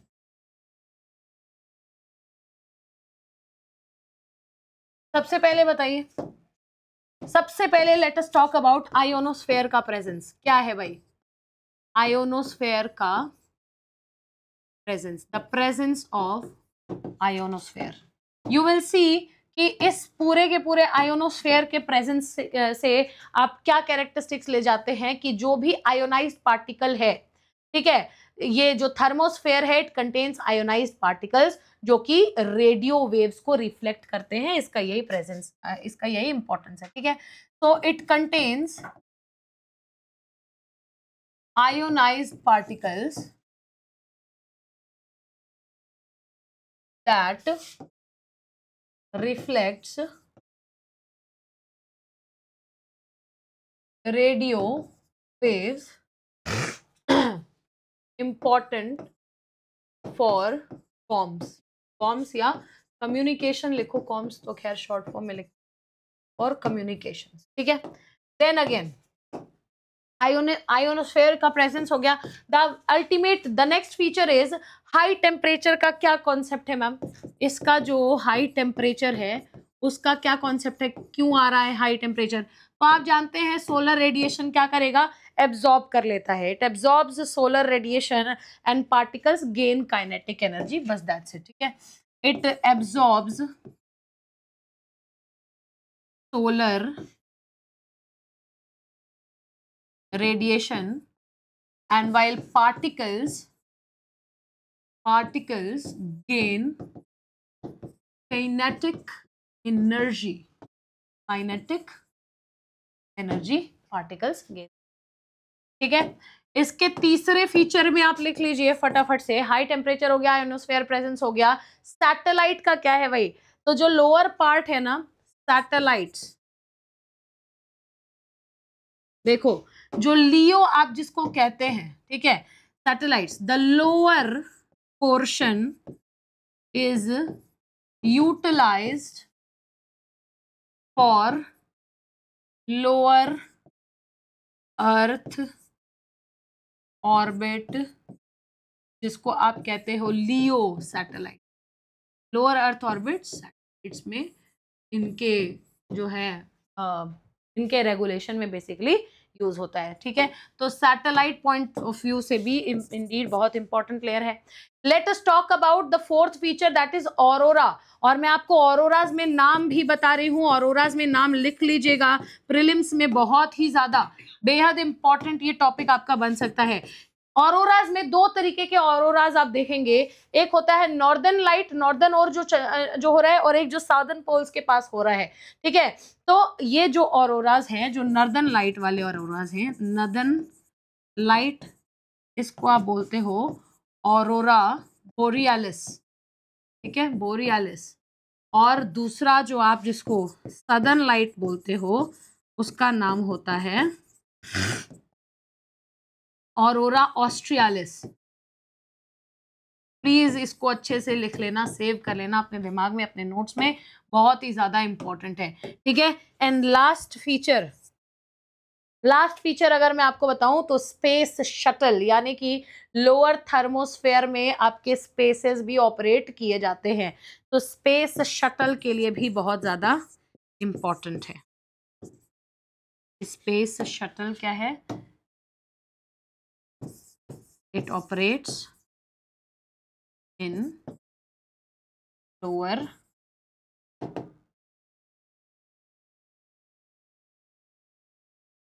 एटमॉस्फेयर, ठीक है, एज इजी एज दिस। तो ये जितने भी आपको अपने दिखाई दे रहे हैं characteristics, they all are explaining the versions of thermosphere. और आप थर्मोस्फेयर को देखेंगे ना, वी हैड स्टार्टेड थर्मोस्फेयर, कितनी अच्छी फुल्ली फ्लेजेड हम लोग नोट्स बना रहे हैं। यू कैन सी थर्मोस्फेयर को यहाँ से डिस्कस करना स्टार्ट किया, आयोनोस्फेयर को थोड़ा सा मेंशन किया, फिर मैंने आपको टेम्परेचर वगैरह बताया, रीजन बताया कि क्यों ऐसा होता है कि हीट और टेम्परेचर अलग हैं। फिर हम लोगों ने इसके डोमिनेंट गैसेस के बारे में चर्चा की, गैस कॉम्पोजिशन देखा। फिर हम लोगों ने स्पेसिफिकली आयोनाइजेशन और आयोनोस्फेयर को देखा। यूपीएससी एक्स्ट्रा नोट्स बनाए, ऑरोरा की बात की, जहां पे ये एक फ्लैश लाइट, एक ग्लोइंग स्काईलाइट दिखता है जिसको आप ऑरोरा कहते हो। उसके बाद इसके कैरेक्टरिस्टिक्स देख रहे हैं, जो फीचर्स है and the explanations to it. यही सारी चीजें तो हमने पढ़ी भी है, ये इंपॉर्टेंट है, इसमें मैं स्टार मार्क कर रही हूँ, बहुत इंपॉर्टेंट है। Aurora borealis and aurora australis, the northern light and the southern light, okay? And apart from that, satellite से related भी information आपको मैंने यहाँ पे impart की है। चलते हैं आज के लास्ट टॉपिक की तरफ, which is exosphere, ठीक है? exosphere जो आप देख रहे हो, exosphere, ठीक है? एक्सोस्फेयर जो आप यहाँ पे देख रहे हैं, not much as thermosphere about exosphere, but very significant, because आपके आउटर स्पेस से अगर कोई लेयर एक्सपोज्ड है तो वो है आपकी एक्सोस्फेयर। तो mean while talking of exosphere, मैं आपको बता दूं, इसको अपर मोस्ट लेयर भी कहा जाता है। It is called the uppermost layer of Earth's atmosphere, पृथ्वी के वायुमंडल का सबसे ऊपरी परत कहा जाने वाला एक्सोस्फेयर, ठीक है? ये एक्सोस्फेयर है। आपको बता दूं कि यहाँ पे जो हवा है ना, वो एक्सट्रीमली थिन है, और मॉलिक्यूल्स जो हैं इवन आउटर स्पेस में एस्केप कर जाते हैं, ठीक है? Here the air is extremely thin and even the molecules, जो molecules होते हैं ना, even the molecules escape, ठीक है, escape कर जाते हैं into the आउटर स्पेस में। ये सारे मॉलिक्यूल्स क्या कर जाते हैं? एस्केप कर जाते हैं। एक्सोस्फेयर इतना ज्यादा आपका जो है सेंसिबल है, ठीक है? आपको बता दूं कि यहाँ पे एक ट्रांजिशन जोन आपको दिखाई देता है। ट्रांजिशन समझते हैं कि जैसे एक जगह से दूसरी जगह पे आप बदल गए पूरे के पूरे। आपने अपने लाइफ में देखा होगा, 16 से 20 साल की उम्र में आप कुछ और थे, 20 से 25 साल कहते हैं ट्रांजिशन हुआ मेरा, यहाँ पे यहाँ ट्रांजिशन हुआ, मैं बदल गया, ठीक है? जो भी है ट्रांजिशन फेज। तो इसको एक तरीके से पूरे एक्सोस्फेयर को एक ट्रांजिशन जोन कहा जाता है, ठीक है? It is the transition zone, it is the transition zone between what? Transition zone है आपके उसके बीच में अर्थ्स एटमॉस्फेयर, पहली चीज, पृथ्वी के वातावरण, वायुमंडल, earth atmosphere and outer space, ठीक है? पृथ्वी के वायुमंडल और हमारा जो यूनिवर्स है, जो हमारा आउटर स्पेस है उसमें, ठीक है? ये एक ट्रांजिशन जोन की तरह बेसिकली काम करता है, ठीक है? आपको इसका लोकेशन पता होना बहुत ज्यादा जरूरी है। As if I speak of the location, ठीक है, the location of this entire thing, तो लोकेशन में आप देख लीजिए, ये स्टार्ट ही हो रहा है आपके 480 किलोमीटर के बाद से। बताया था ना मैं, थर्मोस्फेयर कहाँ पे खत्म हो रहा है, 480 पे। तो अराउंड 500 मान करके चलो, 500 से 1000 किलोमीटर पे स्टार्ट हो रहा है। It starts at an altitude of around 500 to 1000 kilometre, 500 to 1000 kilometre from the earth's surface, इतना high from the earth's surface, okay? And it extends up to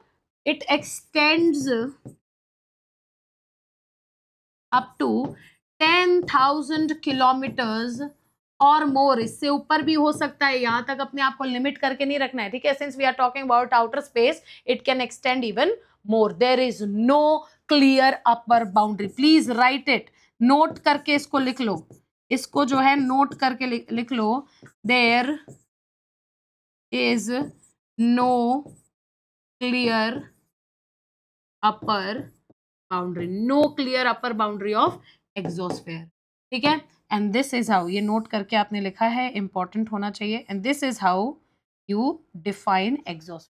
समझ में आ गया ना? राइट तो ये इसके लोकेशन के बारे में भी बात हो गई है। इसके कुछ की फीचर्स हैं जिनके बारे में मैं आपको बता दूं।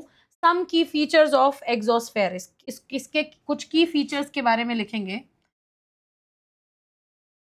की फीचर्स ऑफ एक्सोस्फेयर, ठीक है? क्या है भाई की फीचर्स, देखते हैं।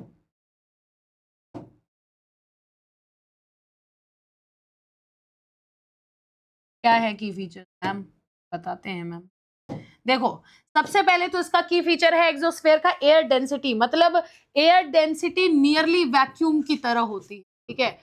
The air density, and the air density is very low भी मत लिखो इसको एक्सट्रीमली लो लिखो। The air density is extremely low, nearly vacuum होती है। ऑलमोस्ट जो है आपकी ये एयर डेंसिटी, ये क्या होती है, वैक्यूम, ठीक है? फिर आप इसके की फीचर्स में देखोगे कि गैसेस का प्रेजेंस बहुत बड़ी चीज है। The presence of gases, mainly यहाँ पे लाइट गैसेस होते हैं, ठीक है? गैसेस के प्रेजेंस में आप देखोगे मेनली लाइट गैसेस। एंड कैसे light gases, specially H2 and He, hydrogen and helium are present and floating, ठीक है? ये आपका गैसियस कॉम्पोजिशन हो गया। एस्केप वेलोसिटी भी देख लो भाई, यहाँ पे गैस मॉलिक्यूल्स जो भी है ना, ये एस्केप वेलोसिटी को रीच कर रहे होते हैं, और जैसे ही मौका लगता है स्पेस में भाग जाते हैं, ठीक है? एस्केप वेलोसिटी यहाँ पे लिख लो भाई, escape velocity.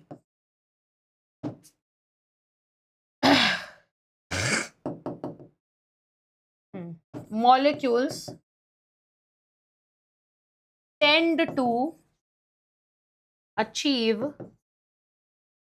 escape velocity, E भी लिखा है, escape velocity and drift off into the, as soon as they get to escape the velocity they drift off into the space, और ये जो है escape कर जाते हैं, राइट? आपको बता दूं, सैटेलाइट में बहुत सारी अर्थ ऑर्बिटिंग सैटेलाइट्स जो हैं यहीं पे आपकी रिवॉल्व कर रही होती हैं, ठीक है? बहुत सारी आपकी सैटेलाइट्स के वे में भी आप लिख लीजिए सैटेलाइट्स। मैनी अर्थ ऑर्बिटिंग, पृथ्वी का चक्कर लगाने वाली, many earth orbiting satellites revolve here, ठीक है? कहाँ पे, where, in exosphere, satellites revolve, ठीक है? ये बहुत सारी जो सैटेलाइट्स हैं जो अर्थ को ऑर्बिट कर रही होती हैं, not necessarily in Leo, but ये सारी सैटेलाइट्स आपको यहाँ पे भी देखने के लिए मिलती हैं। किसी भी तरीके का मीटियोरोलॉजिकल फिनोमेना जैसे कि वेदर या ऑरोरा यहाँ पे नहीं होता है, ठीक है? नो मीटियोरोलॉजिकल फिनोमेना, जैसे कि आप हैं, ब्रैकेट में लिख लीजिए, क्या लिखना था, ऑरोराज, ठीक है? ऑरोराज वगैरह ये जो हो गए वेदर फेनोमेना, जो भी मेटीरियोलॉजिकल फिनोमेना जो भी ऐसे होते हैं, जैसे इससे पहले आप लोगों ने ग्लोइंग स्काईलाइट देखा, ठीक है, इसके पहले आप लोगों ने किसी तरीके का वेदर, किसी तरीके का टर्बुलेंस अगर देखा, तो कोई भी ऑरोराज या फिर वेदर, किसी भी तरीके का मेटीरियोलॉजिकल फिनोमेना नहीं होता है। नो मेटीरियोलॉजिकल फिनोमेना अकर हियर, ठीक है। And last but not the least, एक आपका फीचर जो सबसे ज्यादा इंपॉर्टेंट इसमें बन जाता है एक्सोस्फेयर में, वो ये है, it is a part of heterosphere. Though it is a part of heterosphere, the gases are stratified, इसीलिए लाइटेस्ट गैस आपको सबसे टॉप मोस्ट पे दिखेंगे, ठीक है। It is a part of heterosphere. Heterosphere atmosphere का पार्ट, हेट्रोजेनस एटमॉस्फेयर का part है। और आपको इसमें देखने के लिए मिलेगा गैसेस जो हैं, गैसेस आर स्ट्रैटिफाइड है, और स्ट्रैटिफाइड जहां जहां मैंने लिखा है वहां वहां लेयर्ड भी लिखा है, ठीक है। इसका मतलब क्या है, मॉलिक्यूलर वेट पे डिपेंडेड है, लाइटर गैस ऊपर फ्लोट कर रही हैं और हेवियर गैस नीचे फ्लोट कर रही हैं, ठीक है। तो आपके कितने सारे हो गए यहाँ पे देख लो भाई। एक फीचर ये हो गया एयर डेंसिटी, दूसरा फीचर ये हो गया गैस का प्रेजेंस, तीसरा फीचर ये हो गया आपका एस्केप वेलोसिटी, चौथा फीचर आपका सैटेलाइट हो गया, पांचवा फीचर आपका नो मेटेरियोलॉजिकल फिनोमेना हो गया, और छठा फीचर आपका हो गया that it is a part of heterogeneous atmosphere या फिर it is a part of heterosphere, ठीक है। इसी में आप देखेंगे कॉम्पोजिशन, जैसे ट्रेस अमाउंट्स तो आपको देखने के लिए मिलता ही मिलता है, कॉम्पोजिशन अगर मैं आपको बता दूं, गैस कॉम्पोजिशन, यहाँ पे गैस कॉम्पोजिशन, ठीक है। तो इसी गैस कॉम्पोजिशन में आप देख लोगे, पहले तो कुछ ट्रेस अमाउंट्स होंगे ही होंगे, ट्रेस अमाउंट्स ऑफ ऑक्सीजन हो गया, O2 जिसको बार बार लिख दे रहे हैं, ठीक है। आपका कार्बन डाइऑक्साइड हो गया, N2 हो गया, ये तो चलो है ही।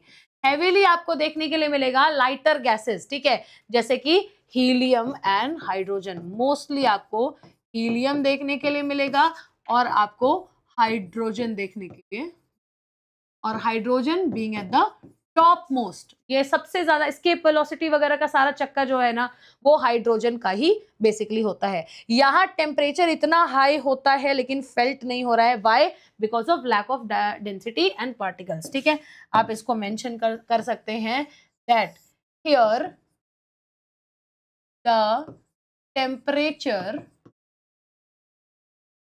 The temperature is very high, बहुत हाई टेम्परेचर होता है, but can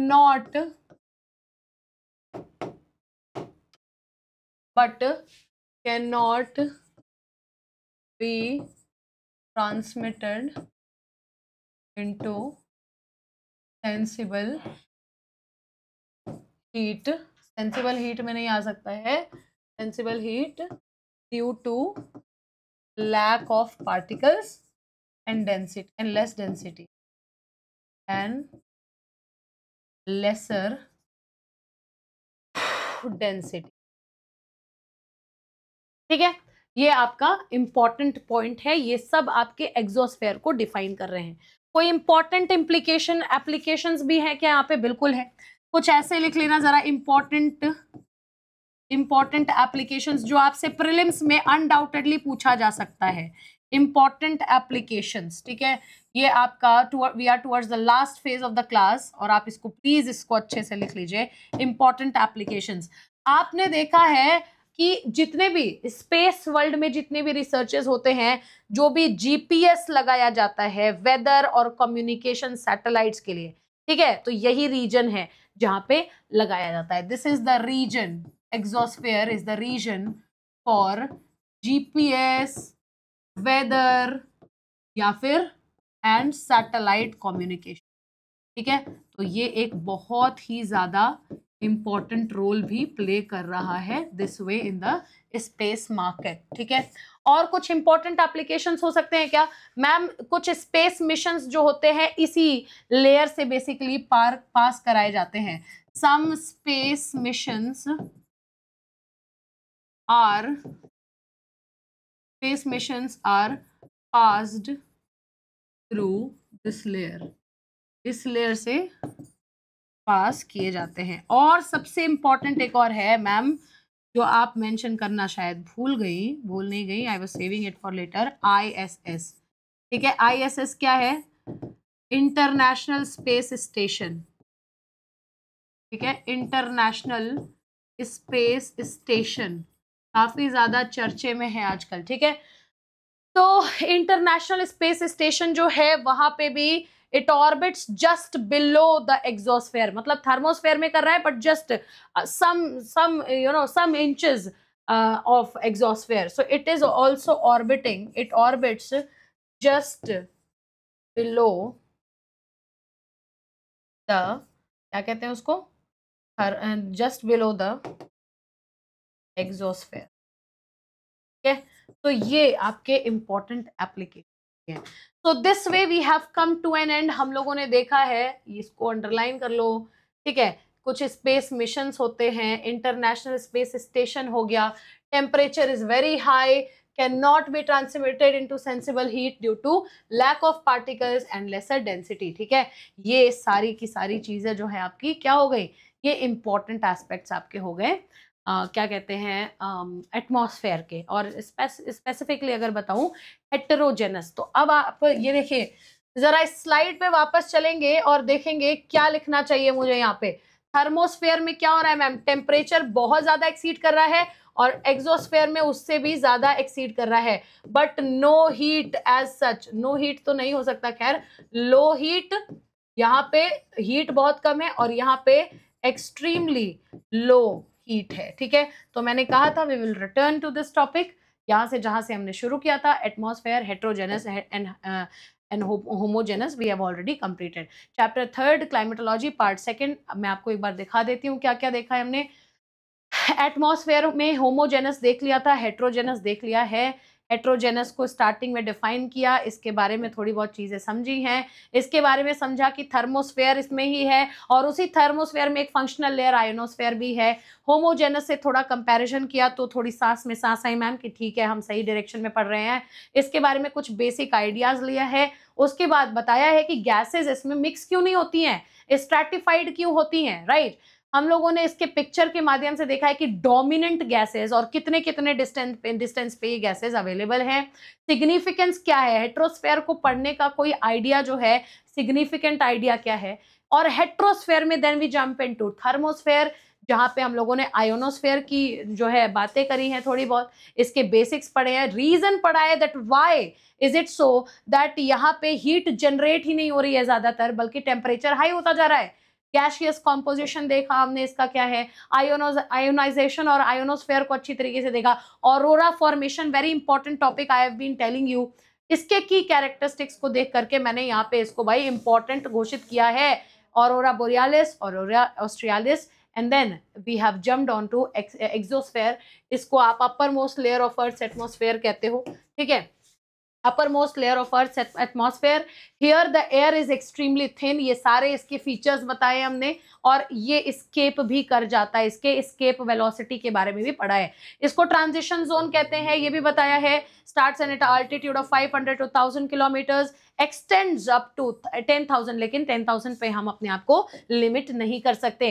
these are the key features and this has how we have come to a conclusion about this whole entire picture कि हेट्रोजेनस एटमॉस्फेयर बेसिकली होता क्या है, और इसके जो इंपॉर्टेंट आपके जो पार्ट्स हैं, जो स्फीयर्स हैं, वो आपने इसमें देखे हैं। इससे पहले वाले लेक्चर में हम लोगों ने अच्छी तरीके से ग्राफ भी बनाया था, but since you see temperature has continuously been rising and to what extent we don't know, 1200 degree Celsius, 2200 degree Fahrenheit, तो ये सारी चीजें जो है इंपॉर्टेंट हैं, इनको ध्यान रखना है। प्रीलिम्स के पर्सपेक्टिव से आपको स्टेटमेंट्स पूछे जा सकते हैं यूपीएससी में, मेंस में तो रामबाण की तरह काम कर रहा है। ठीक है, so we will wind up the class over here. Thank you so very much for being with us in this session. We will meet again into the next part 3, जो कि मैं लेके आऊंगी क्लाइमेटोलॉजी को बहुत अच्छी तरीके से फुल्ली फ्लेजेडली कंप्लीट करना है। Thank you so much and जय हिंद।